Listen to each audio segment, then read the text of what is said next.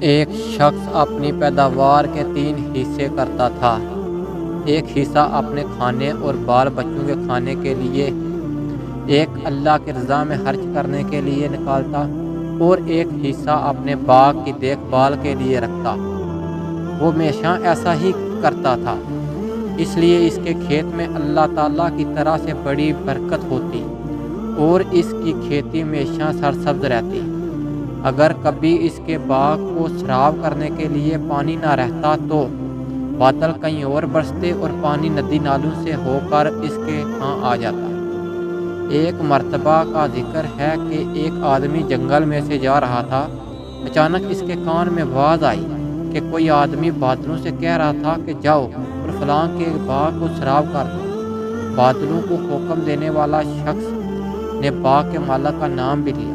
چنانچہ وہ بادل وہاں سے ہٹ کر ایک پتھریلی زمین پر خوب برسے اور برستے ہوئے پانی بہہ کر ایک نہر میں جا پہنچا۔ وہ نہر اس آدمی کے باغ میں آتی تھی۔ اب وہ آدمی جو جنگل میں بادل کا منظر دیکھ رہا تھا، وہ اس سے بہتے ہوئے پانی کے ساتھ ساتھ چل پڑا۔ یہ دیکھا کہ پانی کس کے باغ کو سیراب کرتا ہے، آخر یہ ماجرا کیا ہے اور یہ کس بزرگ کی کرامت ہے۔ وہ آدمی نہر کے کنارے کنارے چلتا ہوا اس باغ تک جا پہنچا اور نہر سے ہو کر اب یہ پانی نالوں کے ذریعے اس کے باغ میں آنے لگا اور باغ کو سیراب کرنے لگا۔ اس باغ میں ایک بزرگ پانی کو ادھر ادھر بکھیر رہا تھا تاکہ پانی پورے باغ میں پھیل جائے۔ اس راہگیر مسافر نے ان سے دریافت کیا کہ حضرات آپ کا نام کیا ہے؟ اس بزرگ نے وہی نام بتایا جو اس مسافر نے بادلوں میں سنا تھا۔ بزرگ نے پوچھا کہ بھائی، آپ میرا نام کیوں دریافت کر رہے ہیں؟ کہ آپ کو میرے سے کوئی کام ہے؟ اس مسافر نے بتایا کہ میں جنگل سے گزر رہا تھا کہ وہاں میں نے ایک عجیب منظر دیکھا کہ کوئی آدمی بادلوں سے کہہ رہا تھا کہ وہ آپ کے باغ کو جا کر سیراب کر دے۔ اس آدمی نے آپ کا نام بتایا تھا۔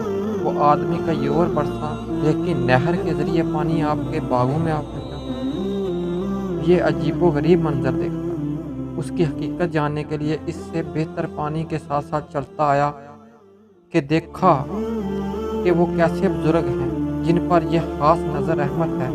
پھر اس مسافر نے پوچھا کہ حضرات آپ کیا کرتے ہیں کہ اس باغ کو سیراب کرنے کا عجیب انتظام ہو جاتا؟ پر ان بزرگ نے بتایا اس باغ میں مجھے جو کچھ بھی ملتا ہے میں اس کے 3 حصے کرتا ہوں۔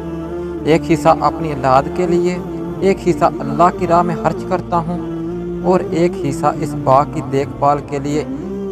اسی لیے جو بھی میرے باغ کو پانی کی ضرورت ہوتی ہے، جو قدرت کی طرح سے اس کا انتظام ہو جاتا ہے۔ عزیزو دوستو، سچ ہے جو اپنی حلال کی کمائی کا کچھ حصہ اللہ کی راہ میں خرچ کرتا ہے وہ کبھی راہگیر نہیں ہوتا۔ بے شک اللہ بہترین بدلہ دینے والا ہے۔